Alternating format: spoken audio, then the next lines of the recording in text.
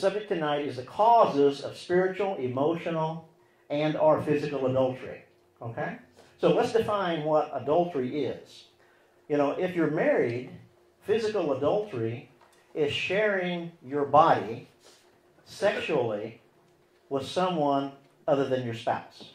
Okay? I think we can all agree that we know what that is. But there's other adulteries that we're not really aware of that we don't consider to be sin.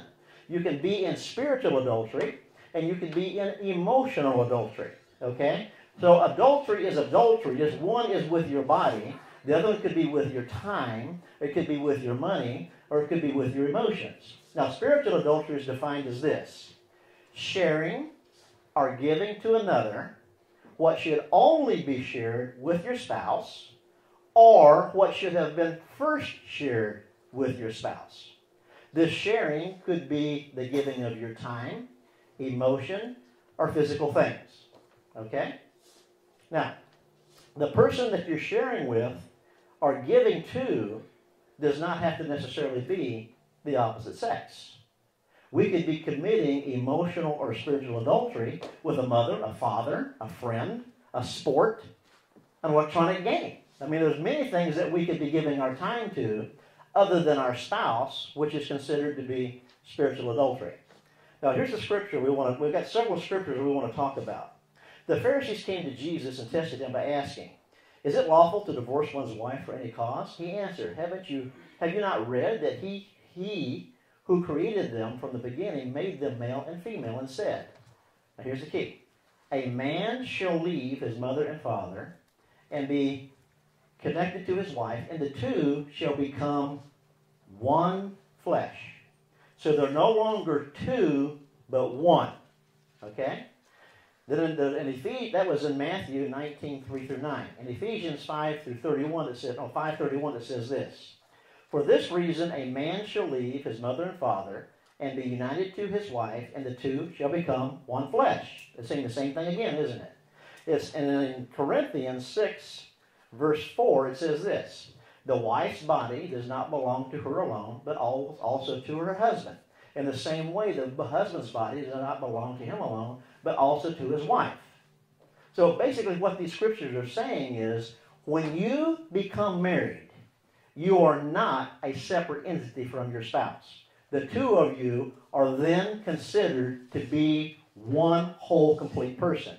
In other words, my body doesn't belong to me anymore. It also belongs to my spouse. My spouse, Lorigen's body, does not belong to her anymore. It also belongs to me. Together, we are one whole, complete person. Okay? Now, that means that if we are one whole, complete person, then everything that I have, to include my body, my emotions, my love, my time, belongs to who? Lorigen. And everything that she's got, to include her body, her time, her emotions, her possession, her love, belongs to who? Me. Okay? So therefore, if I'm going to give any of this that I have to anyone other than her, I need to make sure that she is in agreement with this. Does that make sense? Okay? Now, most people don't understand this. And this is where we start having problems in our relationships, because we're giving time to other people. We're giving emotions to other people. We're giving things to other people that our spouse has not agreed to. And everything that you've got belongs to them. So you need to coordinate with your spouse before you give any of these things away to someone else. Okay? Now, so my job as a husband, or as your job as a wife, whatever it applies to you, is to be one with your spouse. Okay? And not another person or another thing. Therefore, the priority of the marriage is for both the husband and the wife to maintain the oneness of the relationship. Anything or anyone that causes a separation in the oneness of the relationship is wrong, unless there is an agreement for that to be, for that to happen temporarily. Okay? That temporarily I can give my time to someone else. Temporarily, I can go to work. Temporarily, I can give my time to someone else, like my mother and father. Temporarily, I can spend time with a friend. Or temporarily, I can go play golf or sporting or go on the boat. But that's through agreement, isn't it? Because all of my time belongs to her, and all of her time belongs to me. But I can share my time, I can share my emotions, and I can share my possessions with other people as long as she's agreed. She can share her time, her emotions, and our possessions with other people as long as I have agreed. Does that make sense? Okay. The same holds true if you're in an exclusive relationship. In other words, if you're dating exclusively, okay, that looks like marriage. If you are engaged, okay, because this exclusive relationship when you're dating and when you're engaged really shows how this person is going to be when you get married. You know, a lot of people get married and say, well, they'll change when we get married. Yeah, you heard that laugh, didn't you? That doesn't happen. They don't change. See, you're expecting them to change. They're actually on their best behavior right now. Yeah, they're on their best behavior. Don't expect that to get better once you get married. Now they can be themselves. Okay? So if they're not submitted to you now, and they're giving their time and their emotions and even their body to someone else, don't expect that to change just because there's a ring on it. Okay? Now, we are commanded by God to be one with our spouse. Are we commanded by God to be one with anybody else? No. Now, we know that in the list of priorities that our number one priority is God, right? After God, our number one priority, and I'm going to talk about on this earth. On this earth, our number one priority is our spouse. Okay? Now, we already established God as number one. I'm talking about on this earth, your spouse is number one. Okay? Now, a lot of people come and they talk about, you know, my wife is nothing but a nag. She just nags and nags and nags and nags and nags. And sometimes, you know, even women say, my husband just nags me to death. I just hate being around him. I don't want to be around him because he nags so much. Well, let's define what a complaint is, and let's define what a nag is. Because the topic of this is what leads to infidelity. Spiritually, emotionally, or physically. What leads to it? And what leads to it really is if your spouse doesn't feel loved by you. Isn't that what you'd say? Isn't that what causes it? I mean, how many people, you know, feel really, really loved by their spouse and say, oh, I feel so loved, I think I'm going to commit adultery. No. That doesn't make any sense at all. It's because we don't feel loved by our spouse that we've been connecting with other people. Or it could be that we don't understand what God's commands are and what our priorities on earth are that we end up connecting with other people. But normally, a man or a woman, a husband or a wife, who feels loved by their spouse does not commit adultery. Would you agree? Does that make sense? Okay. Now, let's define a complaint. A complaint is that you're doing something or saying something that's resulting in, or not doing something, or not saying something. You know, you could not be telling them that you love them, okay? And as a result of what you're doing, your spouse is not feeling loved by you, okay? Would that be because we don't complain where we feel loved, do we? You just got to stop loving me so good. Oh, I can't stand it no more. We don't complain like that.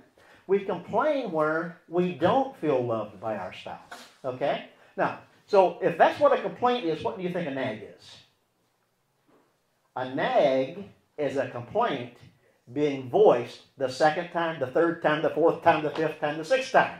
That's what a nag is. In other words, when they made the complaint to you, you did not make a change. And so when they came to you and said, I do not feel loved by you, you made an excuse, or it did not change your behavior, and they're coming back to make the exact same complaint again and again and again.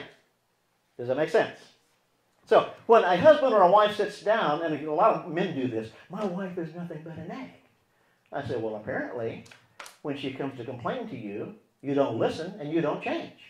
So she's just voicing the same complaint over and over and over. And it's kind of like the lights came on. Oh. So when my wife comes to me and she makes a complaint, I have to translate that in my head to say, this is an area that my wife does not feel loved. Now, whose job is it for her to feel loved? That's my job, isn't it? So therefore, if she is complaining that she doesn't feel loved, that cannot be her fault.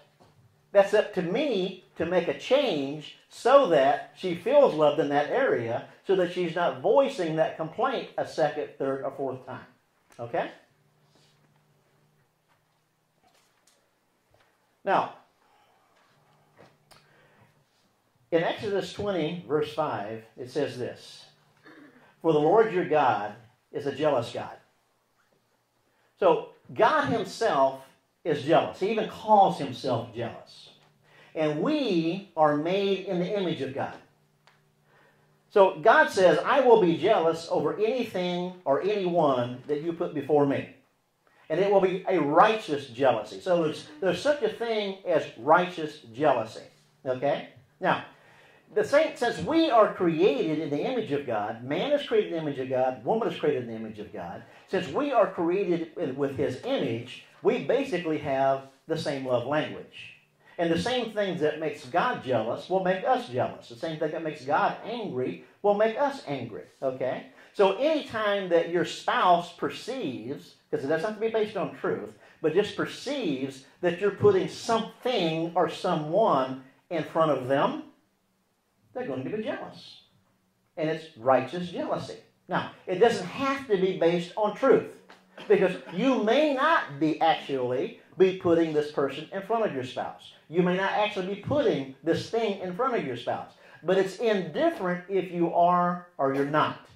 Only you can change the perception. Only you.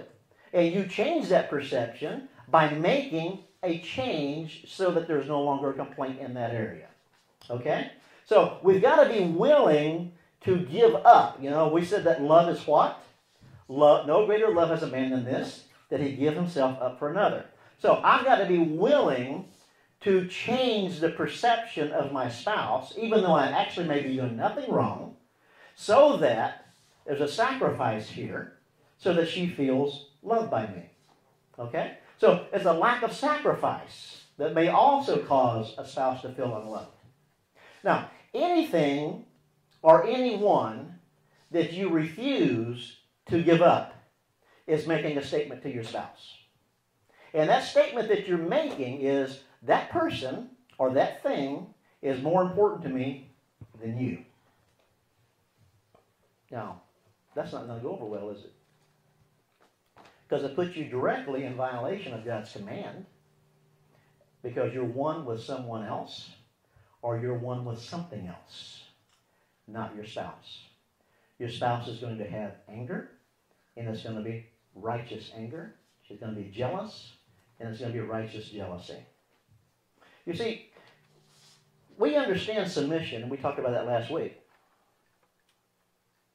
But it seems like we're submitted to everything but our spouses.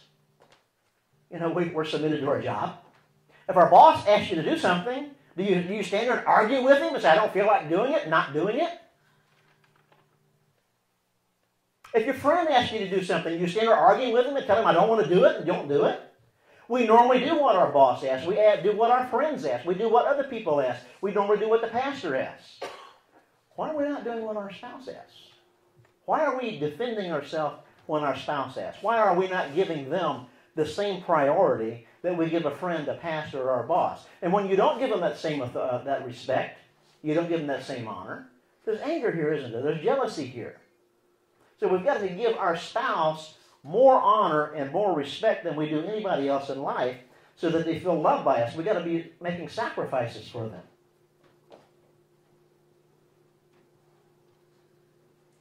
Now, what you could be putting in front of your spouse to have adultery could be a friend.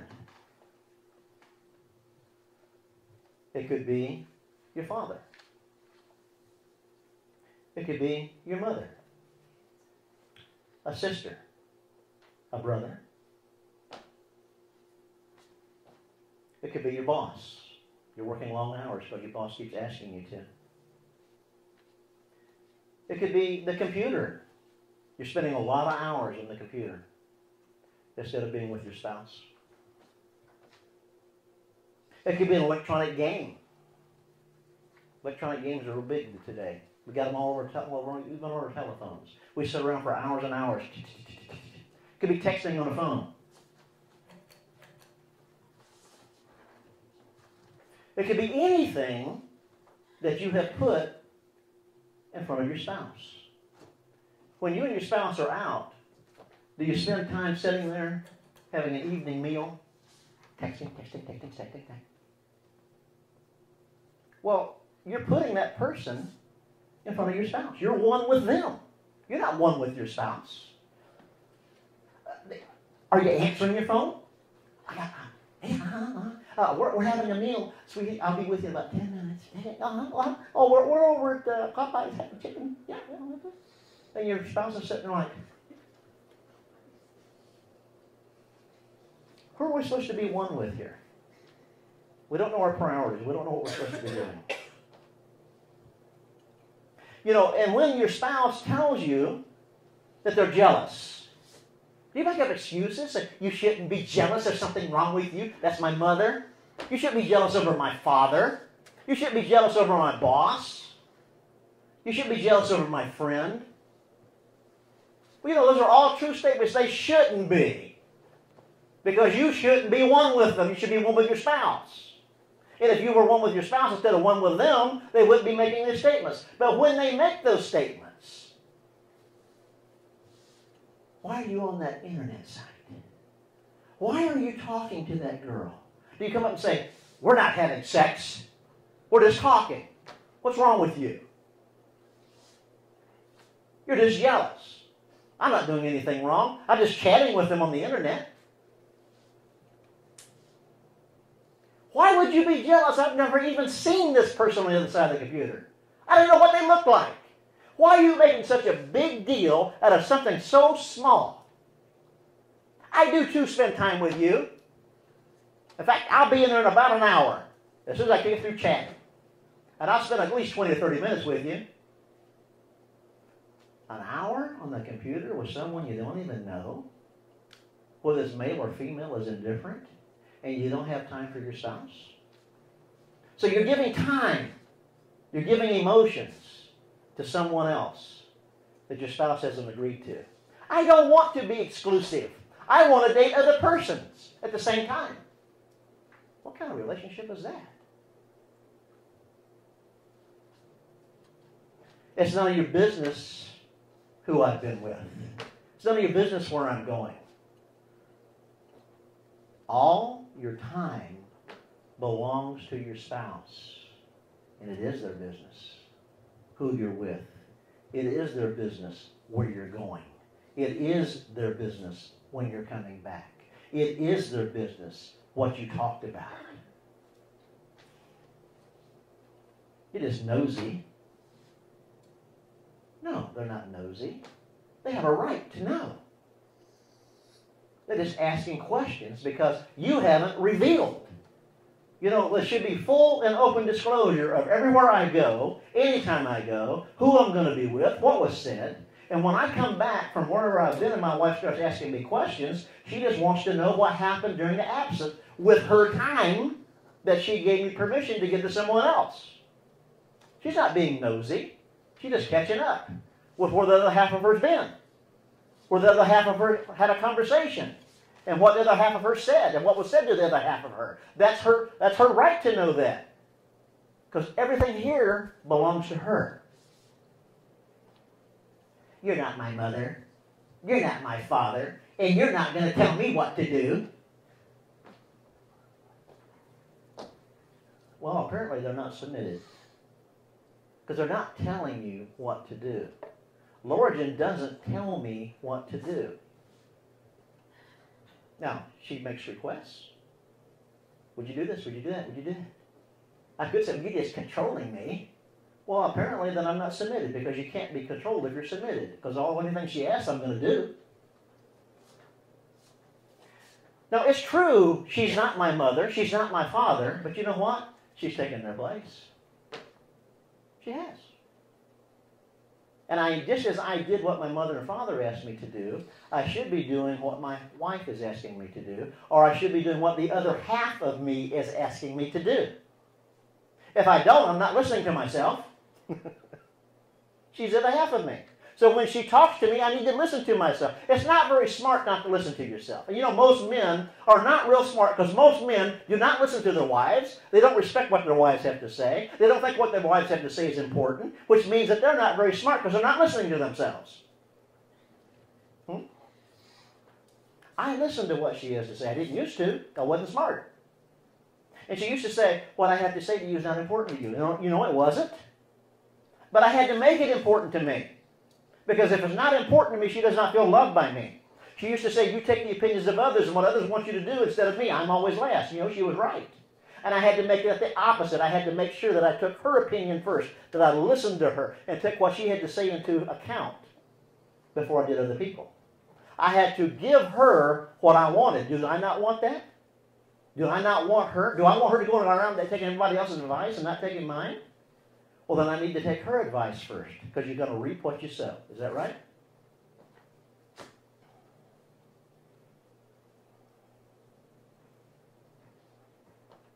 Another thing that can cause emotional and physical adultery is not meeting your spouse's sexual needs. Almost all physical adultery begins with emotional adultery. Almost all. It's almost unheard of for a man and woman to meet and go to bed and have sex. That's almost unheard of. Now, I'm not saying it doesn't happen. But usually before that happens, there's a huge emotional connection between the two of them that's occurred over a long period of time. Now, how do they get emotionally connected to someone other than their spouse? Because they don't feel loved by their spouse. When the union of a husband and wife fails, particularly in the area of communication, the heart starts shutting down. And we begin to look for someone else to fill that gap. Anyone. You know, you can become lonely. And when you become lonely, you look for another human being to share your time with, to share your thoughts with, to share your emotions with. It doesn't have to be the opposite sex. It could be another friend. It could be a man that you're sharing all your time with and your emotions and your complaints. But if it is the opposite sex, you're in a real danger zone. Because now you're putting that person in the position of your spouse. It doesn't make any difference if it's just a co-worker. It doesn't make any difference if it's just a friend. It doesn't make any difference if it's just someone at the coffee house who serves you coffee, who's willing to sit down and spend some time with you. When you put that person in the position of your spouse and you're sharing things with them that you should only be sharing with your spouse, you begin a bonding process. You begin bonding to that person with your heart as if it is your spouse. And when you begin a bonding process, then you go from just talking to sharing your heart to light touches, to light caresses, to hugs, to holding, to long embraces, and then a light kiss, then a heavy kiss, and we know what's next. That's a natural bonding process. Now, that was not intended to have sex. I was just sharing my hurts and my wounds. You know, no, my wife doesn't understand me. My husband doesn't understand me. I understand you. We understand each other. And here we go.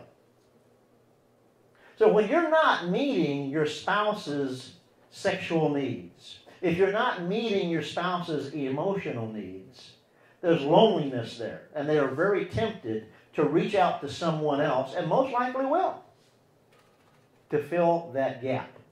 It's just if you're reaching out to the opposite sex, you're putting yourself in a real danger zone. You're putting temptation in a place that it's going to be hard to withdraw from.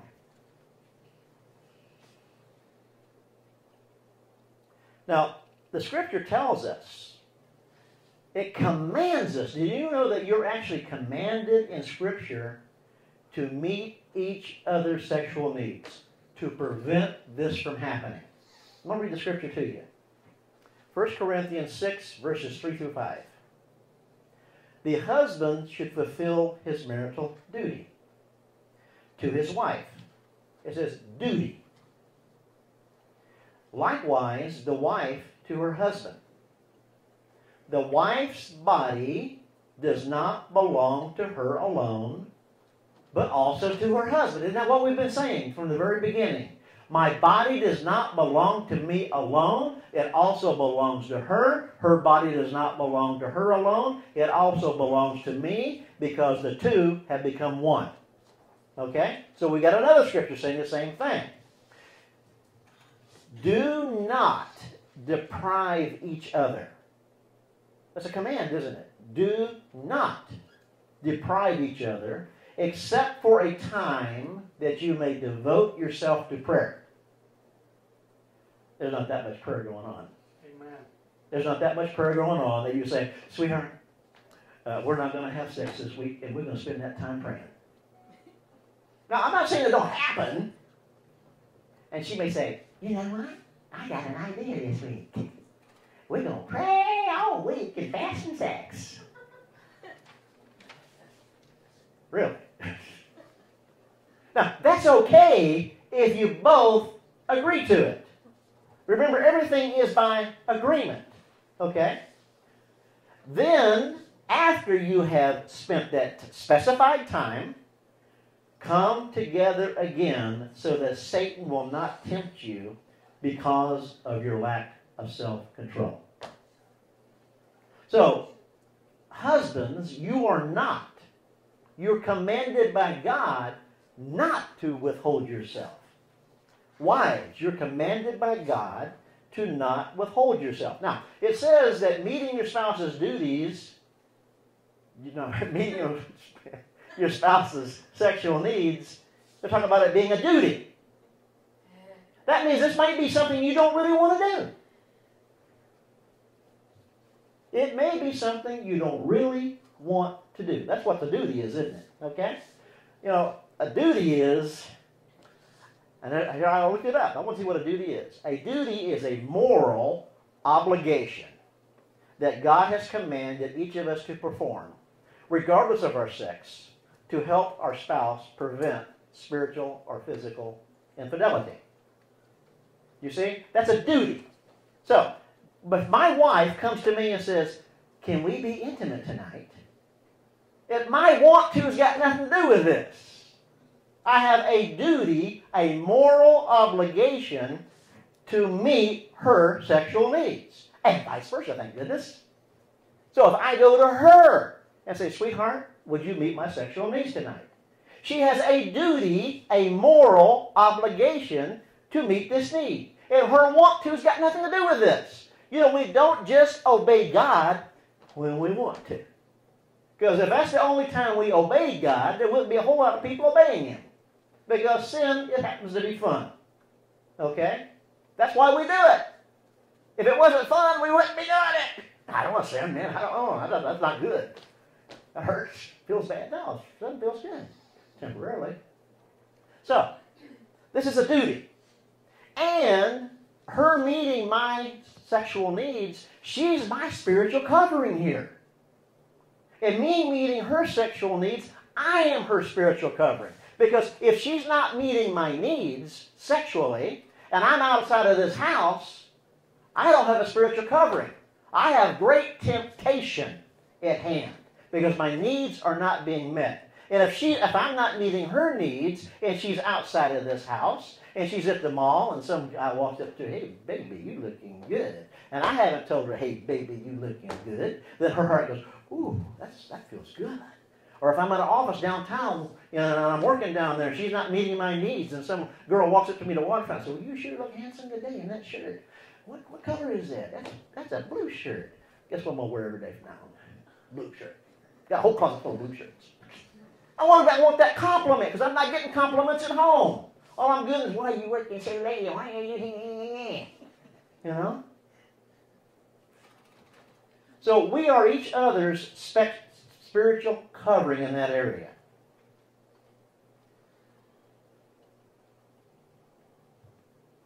Now, sometimes, because of things that's happened to us in our past, we may not really be turned on sexually.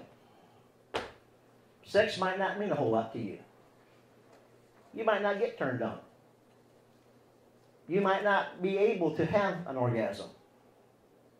You could feel dirty because you've been molested at some time. You could be taught that sex is bad. You may think it's bad. You may think it's shameful, something you try to avoid. But regardless of why, if you don't have that need, we seem to think by some miracle, because you don't have that need, that your spouse won't have it. I mean, why did we come up with that? Where did that come from? Why don't you ask your spouse, am I meeting your needs? Am I meeting them? Because if the answer is no, that doesn't mean you're a bad person. It just means the need's not being met, and you're their spiritual covering. And no one else, absolutely no one else on this earth can meet that need and it still be holy. You're the only one. I can't go to my mother and say, my wife won't meet my sexual needs. Will you take care of me? I can't go to my sister. I can't go to the office. I can't go to a friend. I can't go to a porn site. I can't go anywhere. It's not going to be holy. She is my spiritual covering. I am her spiritual covering. There's nowhere else for her to go. She can't go to her dad. She can't go to her grandpa. She can't go to a counselor. She can't go to a priest. She can't go to anyone, and it still be holy. So it's imperative that we are meeting each other's sexual needs. Because if she's not, am I feeling loved? No. If I'm not, is she feeling loved? No. And temptation is great. This is where people are on porn sites. This is where infidelity begins. This is where emotional relationships begin. We're vulnerable to that temptation. Now, meeting your spouse's sexual needs has nothing to do with them deserving it. Well, they don't deserve it. He doesn't treat me right, so I'm not going to meet his sexual needs. So what you're really saying is, God, I got a good excuse not to obey you. Does God accept that?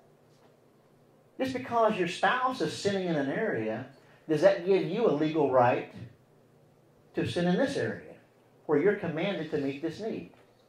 Does God accept that? No. It puts you out of God's will.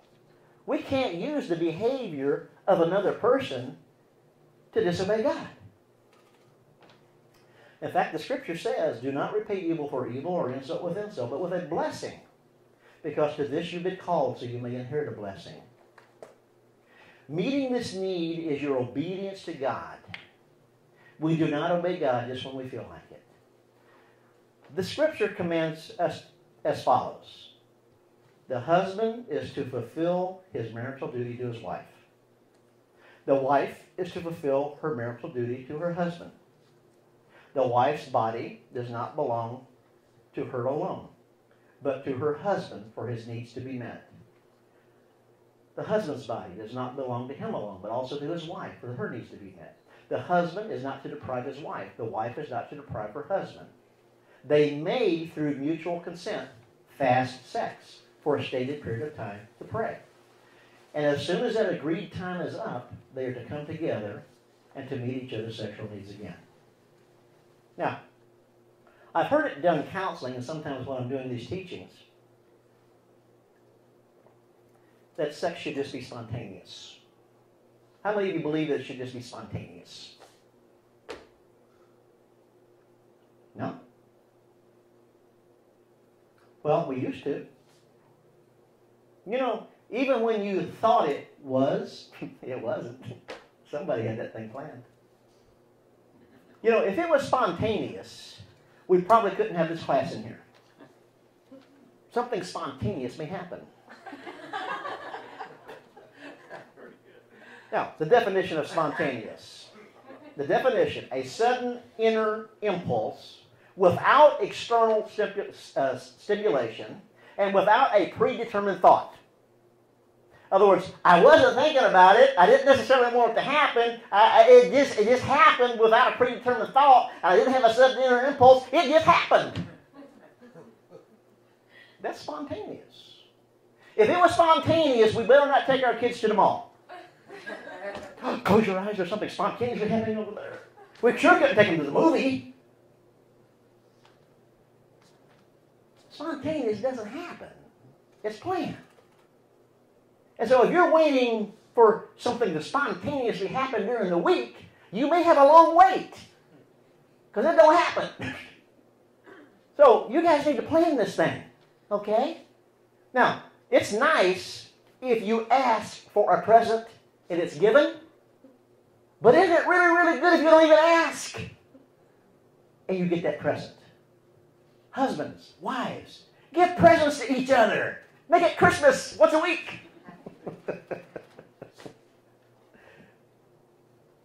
You know, here's where spontaneous doesn't happen.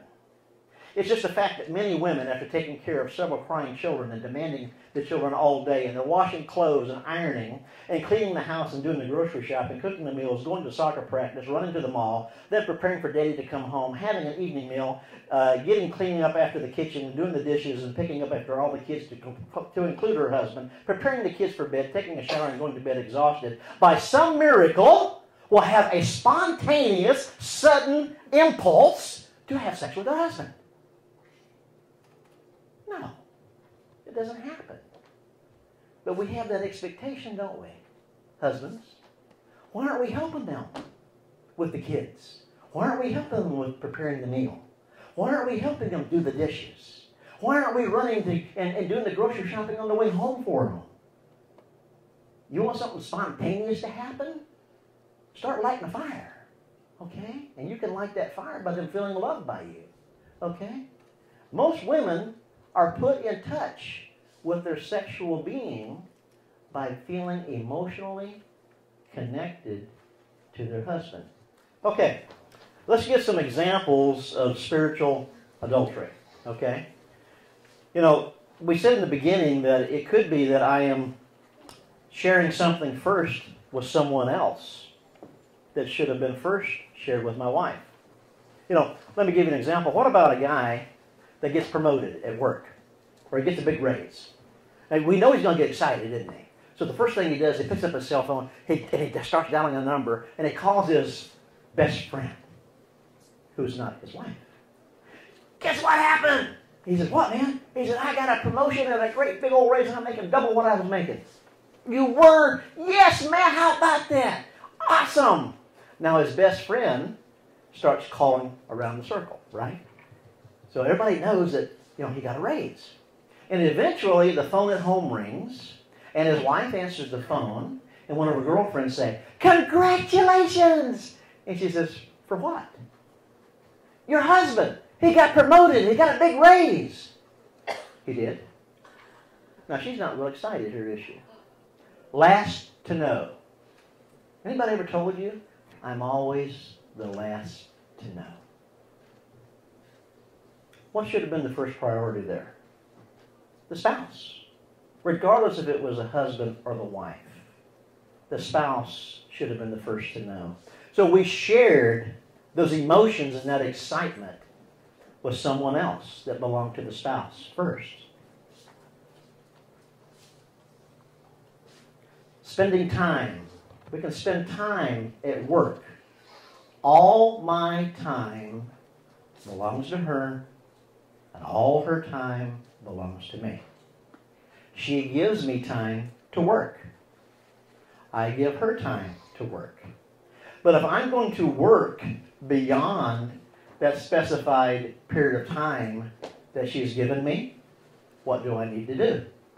I need to go to her and get an agreement that I work overtime, that I work a weekend. I need to get an agreement with her because that time belongs to her that I want to give to my boss, that I want to give to my work. And I should not be giving it to my boss. I should not be giving it to my work unless I have first went and discussed it with myself and got myself to agree with me.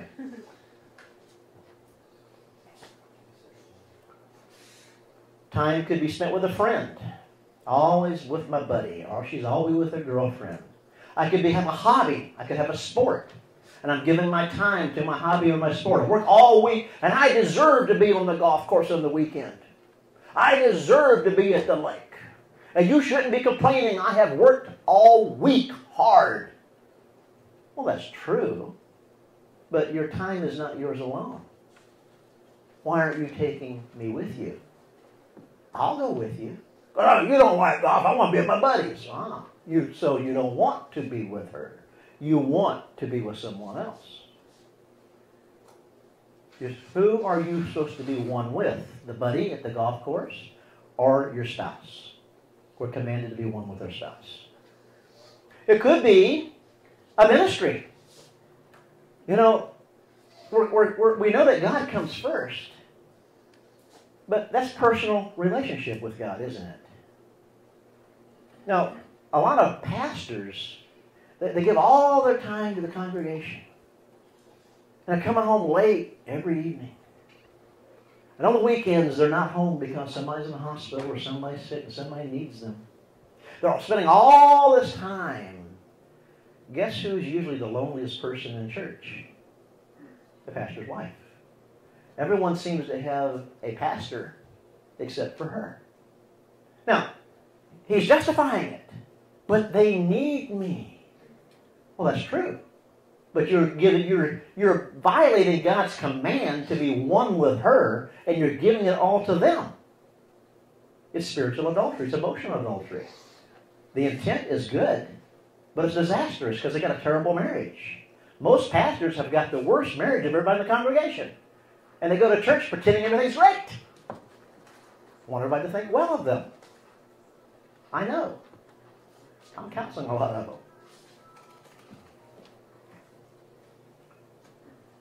Television. Boy, do we give time to television. Yeah. Facebook. Hours and hours and hours.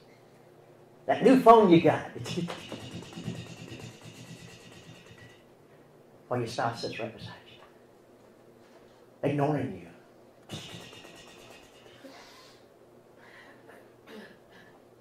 That time doesn't belong to you. That's your spouse's time. You need to have an agreement if you're going to sit there texting somebody with your spouse. Is it okay if I do this? How about if I just text during the day while you're at work? But when you're at home, I won't text anybody. There needs to be agreements. And if you're going to play that game.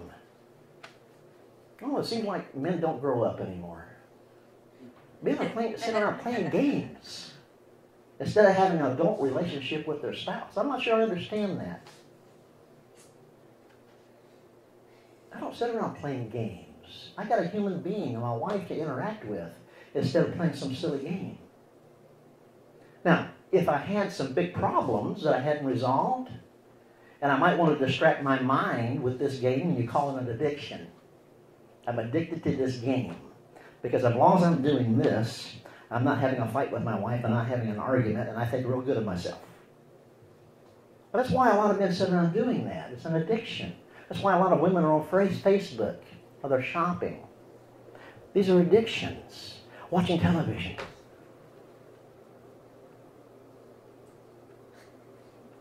Huh?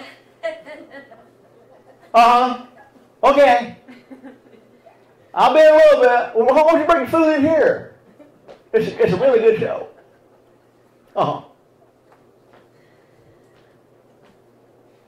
It's an addiction. People take priority over these things. You know, I've seen men, their kids come in here, they're teenagers and they're crying. They feel so unloved by their father because he's watching television. Daddy, quit bothering me. Can't you see I'm watching television? What's more important here? A live person or that stupid television show? We unfortunately make that stupid television show a priority. It's spiritual adultery. That time belongs to your spouse. It belongs to your children. We can commit spiritual adultery by having conversations with others. It's easy for me to do that with my wife. It's so easy because I spend all day long listening to other people's problems. And I'm talking to them and interacting with them. And you know the last thing I want to do when I shut my door to my office and go into the living room with where my wife is at? You know the last thing I want to do? Listen to her. That's the last thing I want to do. I want to zone out in front of that television, yeah. I don't want to mute that and listen to her and talk to her. But you know what? That's her time. That's her time. I have to do that. That time does not belong to me alone. That's her time. And I've got to mute that television. I've got to turn that television off. I've got to make eye contact with her and listen to her. She's got to know that what she has to say is important to me. And I can't be sitting with my telephone.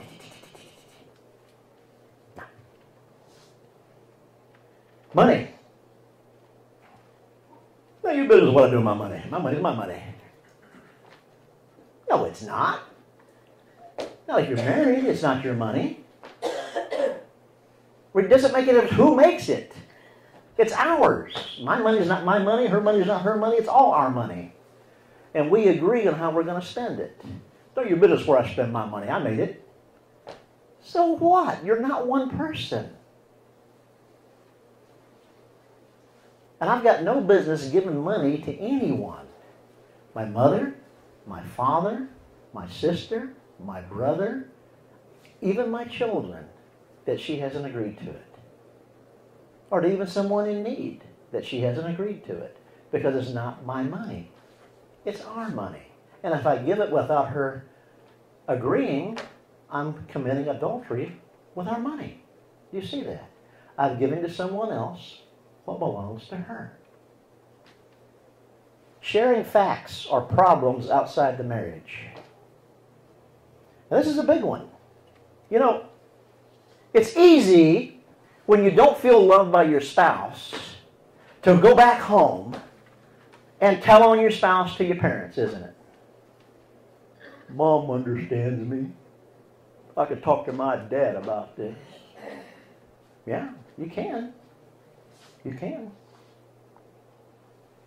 But what happens when that problem's over? And you have forgiven your spouse, and they haven't. I should only share outside of my marriage to someone that she and I have both agreed to. Because if we haven't agreed to it, I'm committing spiritual adultery by sharing with my boss or my friend, my best friend, my children, whoever. If she hasn't agreed to it, that should not be shared. Now we can have, and we have done this. We've said, okay, sweetheart, who can I share with and it be okay? Share anything with. And she says, well, you can share it with this. No one else.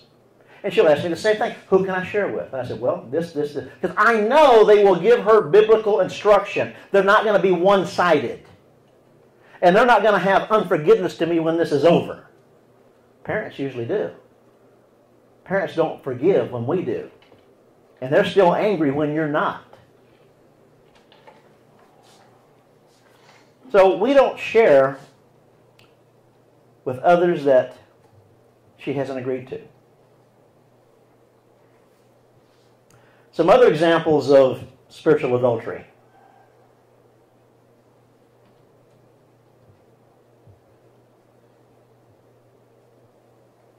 Well, let me give some examples of agreement. You know, we said all my time belongs to me. And all her time belongs to her. But there could be an exception, right? What about if a father or a mother is sick, or a family member is sick, or someone that at work is sick and needs your help?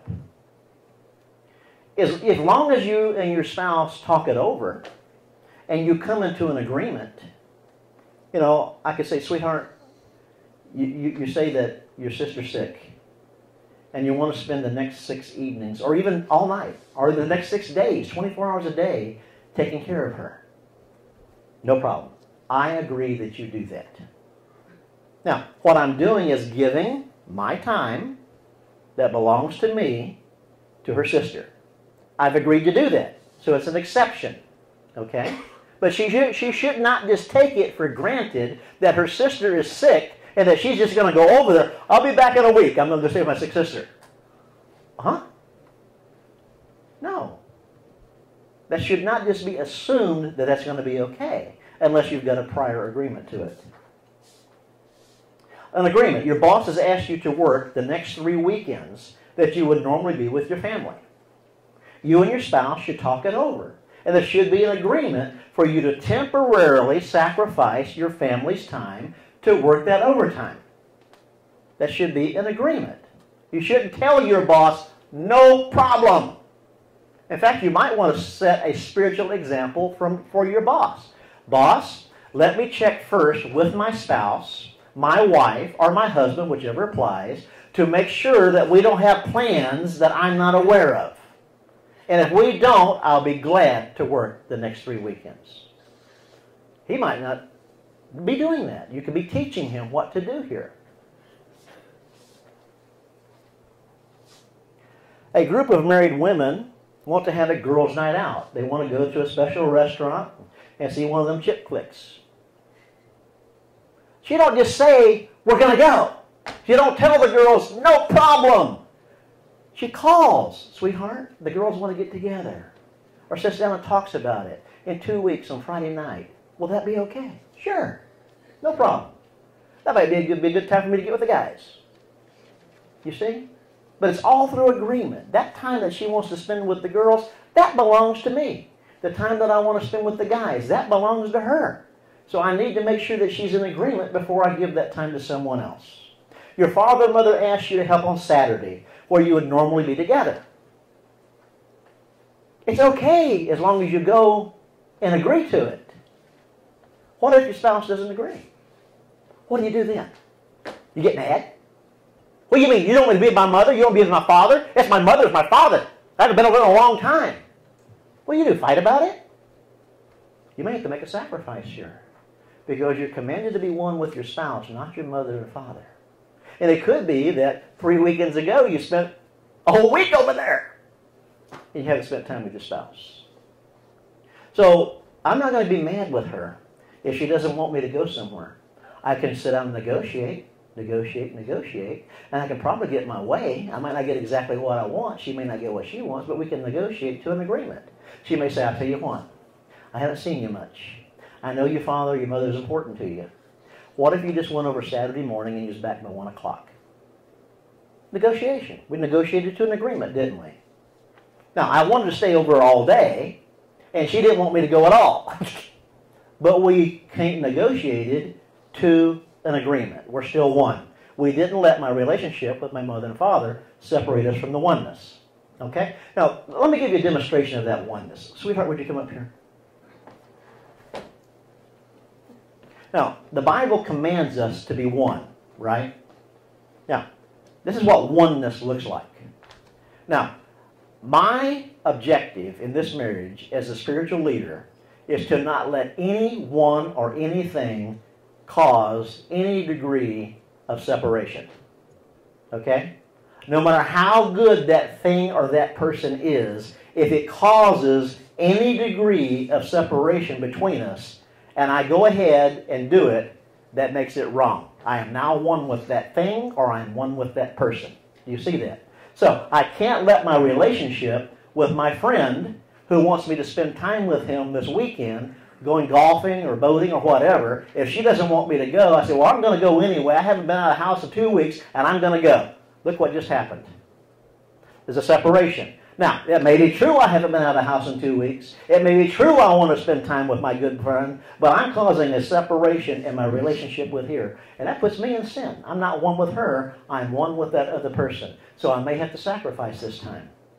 You see this? So my parents want me to come over and spend Saturday there, and she doesn't want me to go. I'm going anyway. That's my parents. I'm going to go. What's happening here? There's a separation, isn't there?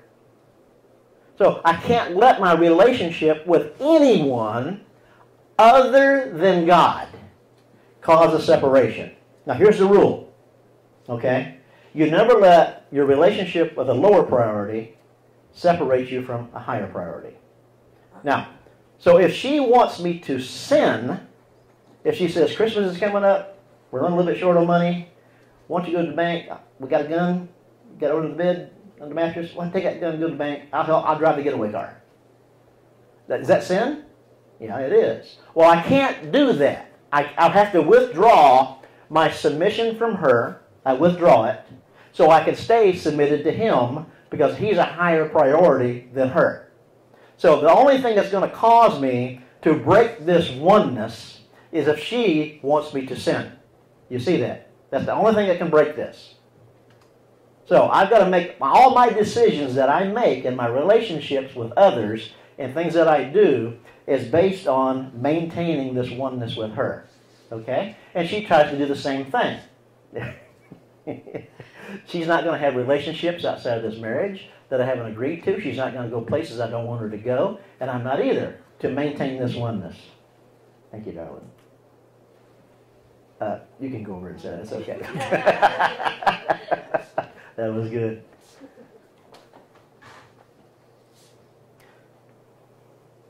Indications that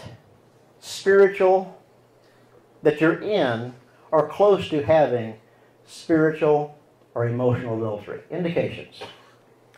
Your spouse or significant other person, because you could be doing it with someone that you're in an exclusive relationship with or that you're engaged to. Okay? Your spouse or significant other or your children are complaining that they're not receiving enough of your attention, enough of your time. Apparently, something's going on here that you're giving time and emotions to someone else or something else. You've found yourself desiring to be somewhere else other than at home with your significant other. You know, if I have a choice of being with anybody in this whole world, it's going to be with my wife. She's my best friend. Now, it wasn't always that way, but that's the way it is now. I know my priorities in life. I know who I'm to be one with. Another indication that you're in spiritual or emotional adultery is distance is growing. Distance is growing between you and your spouse or significant other. There's a distance there. You're going further and further apart. Because if you're meeting each other's needs and you feel loved by each other, you wouldn't be growing further apart, would you? When you are with your significant other, there's little to talk about. You seem to no longer desire the closeness of just being with your significant other. A special friend has to normally be invited or included, or you don't have fun. You mean I can only have fun if there's a third person involved? I don't have fun with my wife? I don't have fun with my best friend? Something's wrong here. Why do I have to invite somebody else to be with us, to have fun? Why is it we can't talk and laugh and have joy between us? Just the two of us. If the two of us are one. Another indication, your job, a ministry, sports, or a friend, or something else is in your life that you value more than you do the time with your spouse or significant other. That happens a lot. Men don't want to be at home with their wife. Women don't want to be home with their husband. We have valued something else more than them. And you have chosen to be one with someone else or something else.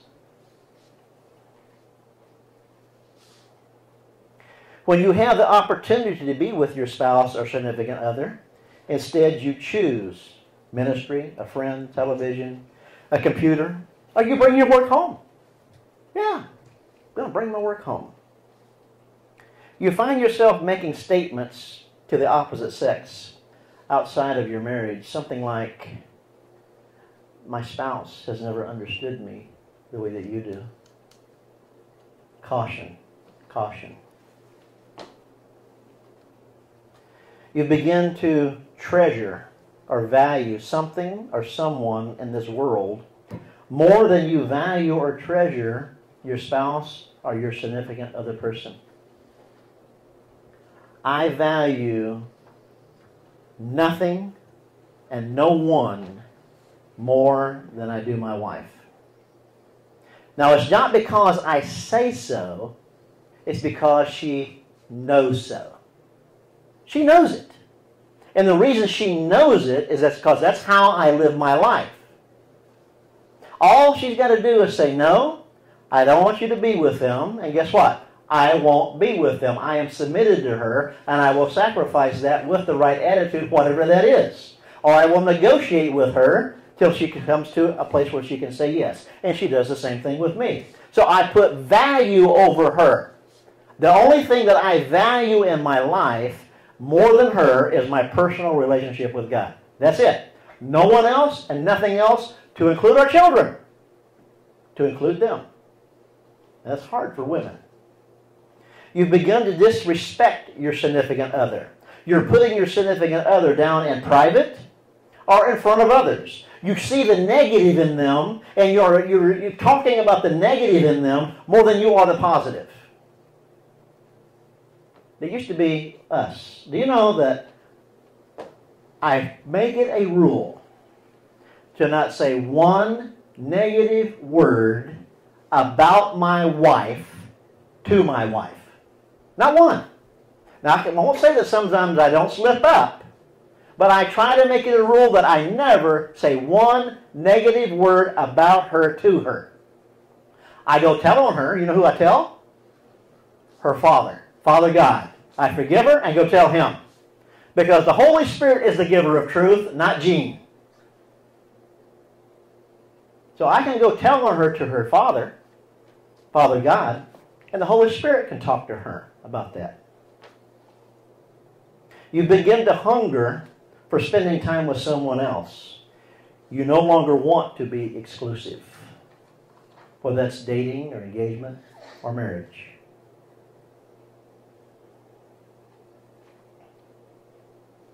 Your significant other or your wife and your children do not know that they're more valuable to you than anything else in this world. They don't know it. If you looked at your spouse or your significant other person right now, and if you ask this question, do you know that I value you more than anybody else and more than anything else in this world, what do you think the answer would be? What do you think the answer would be? And if you think the answer would be, no, I don't know that, there's a change for you to make.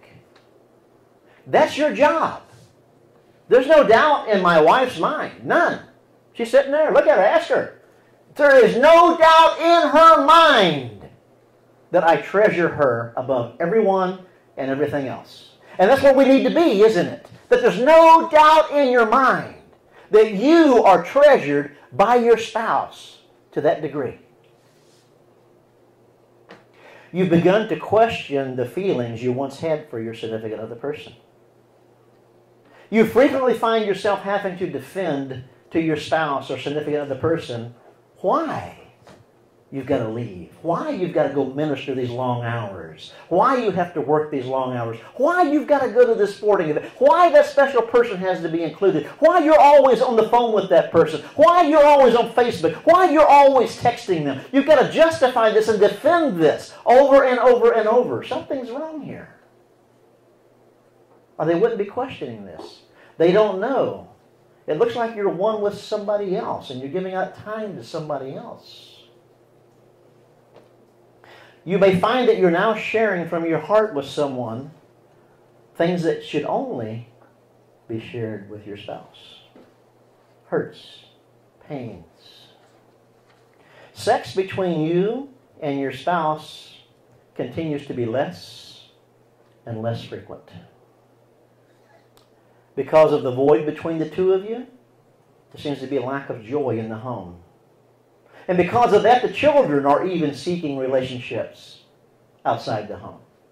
You know, if a husband and wife truly feel endeared by each other, there's love and there's joy in this home. Do you know where those children want to be? In the home. But you have children that want to be outside the home, seeking all these relationships with friends. It's because they feel more loved and accepted by their friends than they do their mother and father. Home is the core. That's where the children should want to be. They should be wanting to invite their friends into the home and be there at the home with mom and dad. Because mom and dad is a better friend to them than their friend. because they feel so loved and cared by their parents. Your significant other is complaining of feeling neglected. Indications that adultery, physical adultery, is close at hand. Because of loneliness, you or your spouse or significant other are seeking relationships outside the marriage to fill the loneliness void.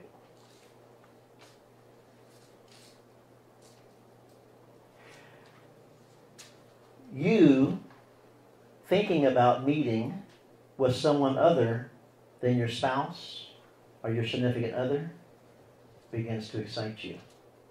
Just thinking about it. I could meet them. We could have lunch together. It's just innocent. We could just go for a walk in the park. It would be innocent. We need to talk about work anyway. We can justify this. You find yourself arguing frequently with your spouse or significant other to justify these phone calls to this other person. The text messages that you keep giving them. The emails that you keep giving or receiving. The writings on Facebook. Or you have to justify being near this person. Why do you always got to include them? Why do you always want to be near them? You keep having to justify it. You are thinking about or have begun to secretly contact this person without the knowledge of your spouse. You've got a secret relationship. You have justified in your mind meeting secretly with this person, and you are now making phone calls, text messages, just to say hello. Just want to check with you, say how you doing. I had that you on your mind, my mind. How are you? But your spouse doesn't know that you're making these calls. Your spouse doesn't know that you're texting them. In the company of other people, in a party or in a room, you find yourself constantly making eye contact with this person, hoping your spouse doesn't see you.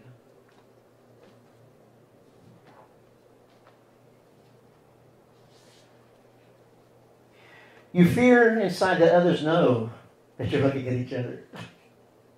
Yeah. You feel the need to sometimes innocently touch this other person. Just walk up, hi. Put a hand on the shoulder, just a little caress on the face, just a little pat. Just hold the hand, just squeeze the hand, just something that looks so innocent. But you find yourself needing to do that, desiring to do that. You begin to give this person small, insignificant gifts that your spouse is not aware of. And you can justify it. It's a special time. It's a birthday. It's Christmas. But your spouse doesn't know about this. You've begun to have a mental, sexual relationship with this person. Intimacy, sexual intimacy between your spouse, sexual or emotional intimacy has become very difficult. You may not even have a desire to be with them anymore. And you begin to think what it would be like to have a future with this person. And you've begun to think that you're with the wrong one. It's the wrong one. How could I have been so wrong? But that's the right one. That's the right one. You begin to think that you married the wrong one. And you may even openly disclose now that you don't want to be exclusive, that you're just thinking this over. We may have made a mistake. We might need some time separate from each other.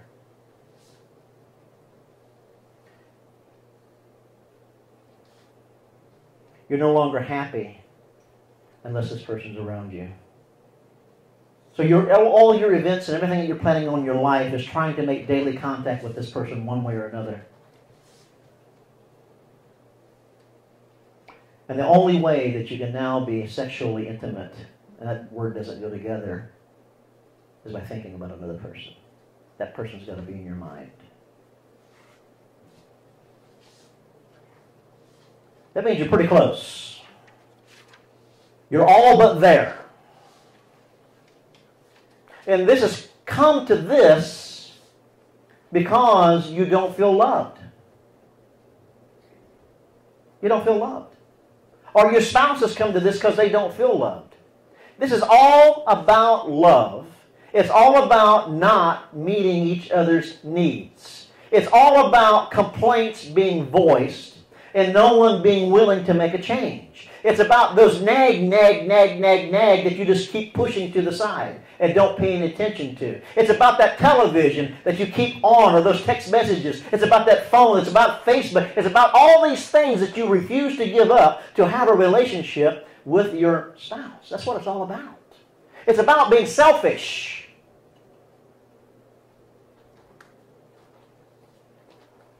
If you find that you are in an emotional or a physical adulterous relationship, the only way to be reconciled with your spouse is this. You must break off the adulterous relationship completely. If you have to change your telephone number, change it. If you've got to change your email, change it. If you need to quit your job, quit it. Because your relationship with your spouse takes priority over the inconvenience of a job, a telephone number, or an email. There must be absolute separation with no possibility of contact. It must be immediate to the extreme of changing job, friends, phone numbers, leaving a ministry. Take all action necessary to ensure there's not even a chance of seeing each other, meeting, or being alone in the future. You have become emotionally, mentally, and possibly spiritually bonded to this person. Every time you see this person again, you will be tempted to continue the relationship. It must be an unconditional separation. And if you have been caught in adultery and your spouse asks you to do this and you refuse to do it, then you need to be divorced. They need to divorce you because you're still continuing the adulterous relationship. You're refusing to do what you need to do for them to trust you again. You need to get counseling to find the root of the problem. Open up and talk and agree to come to an understanding of what caused this. And what caused it is selfishness. Not giving yourself up. Wanting your own way. Not being willing to sacrifice. And it's not just one of you.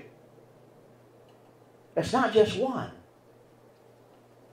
Take responsibility. If you are the victim, if your spouse committed adultery, you must take responsibility for what you have done that's contributed to this. There's hardly any man on this earth who's receiving good, constant sex from his wife on a regular basis who's looking at pornography. It doesn't go together. I'm not saying it doesn't sometimes happen. There's not one woman on earth who's committing adultery with another man because she feels loved by her husband. You've got to take accountability for your behavior that's led to the infidelity of your spouse. They wouldn't have done it if they felt loved by you. Now, that doesn't justify it. We're not saying it's okay because they didn't feel loved by you. We're not justifying it, but we're saying you've got to take accountability for your part that led to this.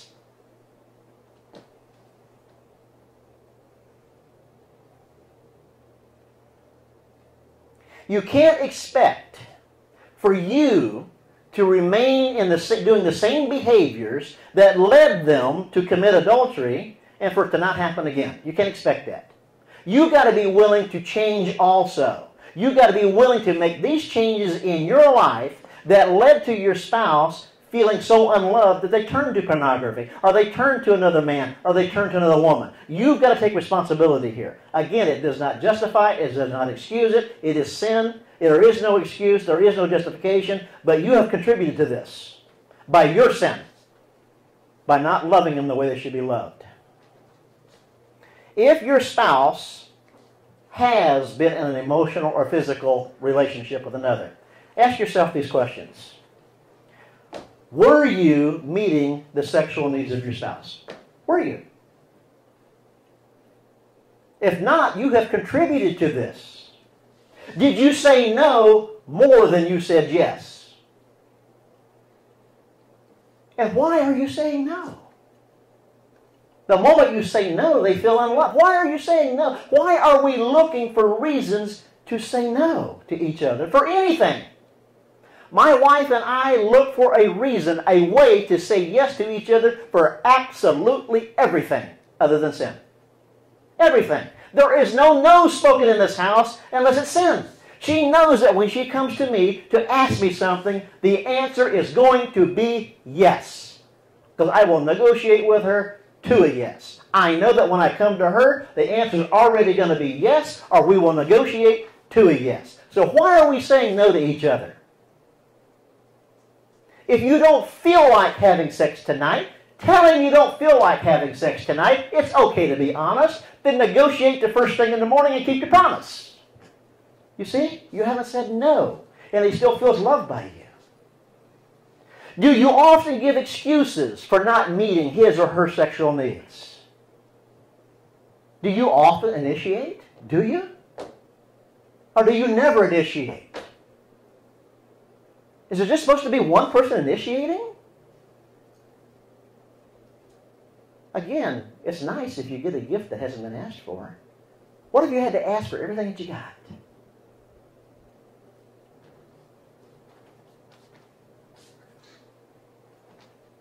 When your spouse complained about you, about your behavior, were you willing to make changes?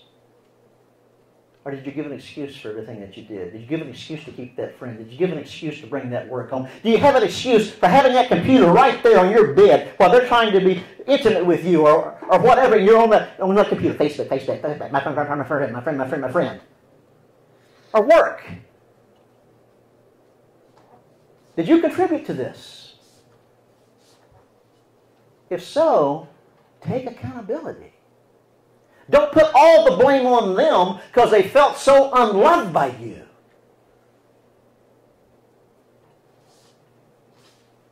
Are you critical of your spouse? Frequently finding fault with them? Or are you affirming to them? Like I said before, I don't find fault with her. I affirm her, affirm her, affirm. I look for things to lift her up. I look for things to compliment her for daily. You know, Jimmy Evans teaches a lot on marriage, and it's good to watch him. I was watching him today. And he says something that's very thought-provoking, which I teach sometimes, because I heard him say it before. He said, love is like manna. You know, in the Old Testament, God gave them the manna every day, fresh manna to eat, didn't he? And they couldn't save it up. If you saved manna over 24 hours, it started rotting. It got worms in it. It started decaying. It was no good. You couldn't save it up. And love's the same thing.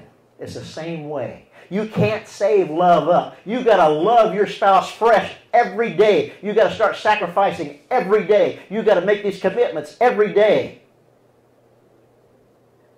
You know, you can't say to your spouse, well, I loved you really good 2 months ago. Well, that was 2 months ago. But for the last 3 weeks, they hadn't felt loved at all. It's like that manna. That stinks now. It stinks. It doesn't mean anything, what you did 2 months ago. You've got to start fresh every day. Was your spouse able to come talk to you? Was you interruptible? When they said, sweetheart, did you mute the television and make eye contact and say, what is it? Did you make it more important than the television? Or if they come to talk to you about you because they didn't feel loved by you, did you get angry? Well, you should feel loved by me. I love you. Did you get angry? Did you make excuses? Most of us do. When you had a choice of spending your time with your spouse or someone else, what did you choose? Do you have a lonely spouse? What are you choosing? Things? Other people? Or your spouse? What is your spouse complaining about? That's where they don't feel loved. Have they stopped complaining? You know, there's nothing worse than complaints that turn into nags, that turn into silence. If it's silence, you're in trouble. That means they gave up. That's why they don't complain anymore. He's never going to change. So they just block their heart off, and you're in trouble. If they're still nagging, you still got a chance. Okay? But you want to change those nags into sacrifices and making changes so that there's no more complaints that they keep repeating over and over. If your spouse committed adultery, whether it be spiritual, emotional, or physical, have you gone to them and asked them to forgive you for your part in them not feeling loved, which led them to do this? Now, most people would never think of that, would they? You've got some changes to make in your life so that they feel loved by you. That's your insurance policy to make sure this never happens again, that they feel loved by you.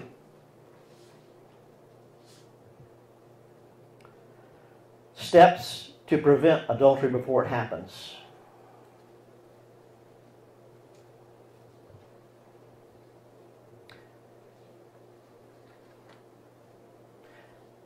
Ask your spouse, is there any needs that you have that I'm not meeting? And then don't give excuses as to why you haven't. Find a way to meet these needs. When your spouse comes to you and says they don't feel loved by you, don't get angry with them. Be safe. Be willing to make a change.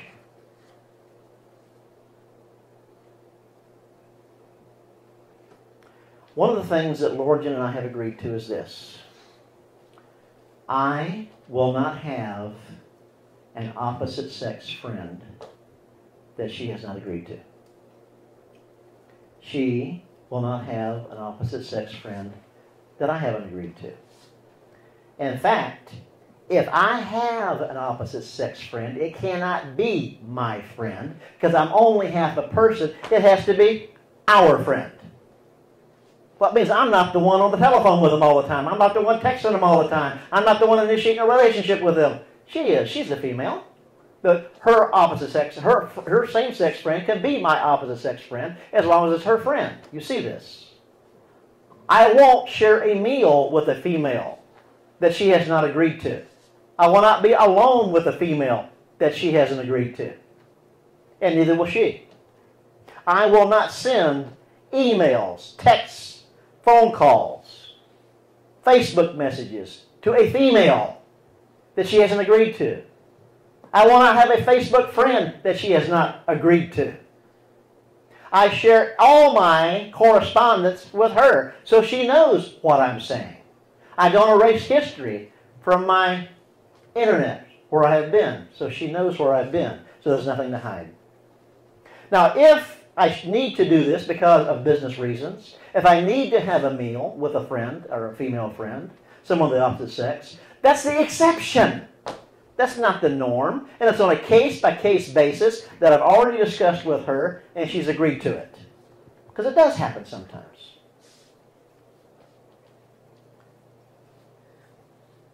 So I have to have her full consent and her full blessings. If she doesn't bless it, I won't do it. It's that simple. Because my relationship with her takes priority. And I won't be angry with her because she did not agree. Because if I'm angry with her, there's a separation. And I'm saying, I want to do this. This person is more important to me to have lunch with that person or to be with that person or to have that person as a friend on Facebook than you. It's more important to me that I text this person than you. Can't be.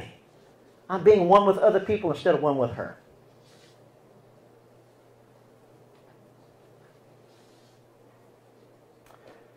So if this has been going on, take accountability. Spend some time with your spouse and say, I'm sorry. I have some changes to make. Don't point your finger at them. You say, I've got some changes to make. You've been voicing complaints and I haven't listened to them. You've been nagging. You shouldn't have to nag me for anything. You should only have to tell me one time, and I need to make that a priority and do it.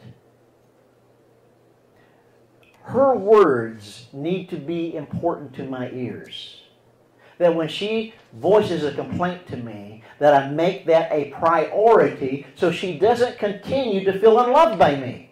Because she doesn't complain unless she feels unloved. I need to make that a priority. That's my job. That's my number one job on this earth, is for her to feel loved by me and maintain a oneness with her. So if your spouse doesn't feel loved by you, that's not their fault. That's your job. It may not be your fault either, because you don't know your job. That's why we're teaching these classes, so you know what your job is. But once you know what your job is, confess your faults to your spouse. I'm sorry. I've had friends and I wouldn't give them up. I've had sports and hobbies and Facebook, and I wouldn't give it up, but I'm sorry. You know, when I first started going down this path, I didn't get saved till late in life. It was 1997. And I got saved and I got on fire. I mean, I got on fire for God. And I had a spiritual mentor that was a female. And I really enjoyed spending time with her because I was learning a lot about God. And my wife would come on the phone, and I've been on the phone with this female for hours, really, talking about God. Well, there came a point that this got kind of out of balance. Now, I was not having bad thoughts, sexual thoughts, or anything about this person at all. I mean, it was all on the up and up. Every bit of it was. But because of the amount of time that I was spending with this female, it caused jealousy. Rightfully so, because I was spending time with this female on the phone instead of being with my wife when she came home. Every chance I got, I was with this female on the phone talking about Jesus in the Bible, and it caused a huge problem with us. And she said, I don't like this. And I said, well, there's something wrong with you, because this is holy. We're not doing anything wrong. All we're doing is talking about Jesus. So you've got a problem. And I refused to give the relationship up. Now, what she did, bless her heart, she pushed this down. Okay. And she accepted the relationship. In fact, these people actually became our best friends. We were everywhere together. We vacationed together. We went out to eat together. Everything was together. And our kids became best friends. And about 5 years later, her and I took a vacation without our friends. First vacation we'd taken alone, I think ever. And on the way back, we're in the car, and she says, can I talk to you about something? Gulp. Uh-oh. What is it, sweetheart? She says, you know, our friends. And she spoke their names. I said, yeah. She says, that still bothers me. This is 5 years later. I said, what? This still bothers me. I said, it does? She said, yes. I said, would you help me understand why? Because I'm thinking everything's great now. And she told me why. I said, okay. I said, sweetheart, as of this moment, right now, they are no longer our friends. Until you say that it's okay again. And she looked at me and she started crying. She says, you love me that much? I said, I don't know if you call it love or not, sweetheart. It's just the right thing to do. It's just the right thing to do. Because it's causing a problem between us. It's causing a separation between us. This is what I should have done 5 years ago, and I didn't. And I asked you to forgive me. And she forgave me. She cried. And she opened her heart back up to me in that area. Now, after about 2 years, she came to me. Because I told her, I said, it's over. And I contacted them. And I said, we need to work on our marriage. And I'm sorry, but we have to withdraw our friendship. I didn't tell them why. I just said, we need to work on our marriage. So for 2 years, there was no relationship with those people. Didn't contact them in any way, shape, or form. After 2 years, she came to me. She says, you know what? And I said, what? She says, I think it will be all right if they're our friends again. And you know what I told her? I said, thank you. But this has been very healthy for us, because in the meantime, you became my best friend. It caused us to bond in a way that we needed to bond, and for our hearts to be with each other without other people being involved in our life. And so it was a good sacrifice. I still wanted to be my friends, but I needed my marriage to be right more than I needed those friends.